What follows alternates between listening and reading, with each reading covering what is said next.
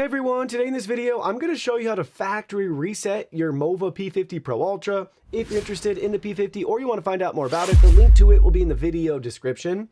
So first things first, we have to open up the top cover and we have a Wi-Fi indicator light here. And next to that, there's a little reset icon with a tiny little button. So you'll want to grab like a SIM removal tool, maybe a pin, a paper clip, depending on how thin it is. So we can press and hold down this button for a couple of seconds. Restoring to factory settings.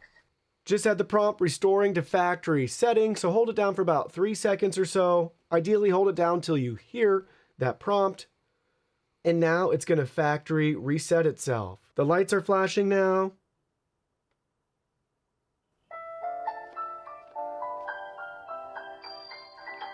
Little music's playing. Welcome to use Mova Robot. Please open Robot's cover and scan QR code to download app to view more operations. So we got our welcome message. To complete subsequent tasks smoothly, place Robot back into dock before starting tasks. When hearing start charging, it means the installation is in place. So there we go, lights are on. Startup message as well as another message about putting it in the dock for best use. That's it, simple and straightforward. That factory reset didn't even take 60 seconds from start to finish.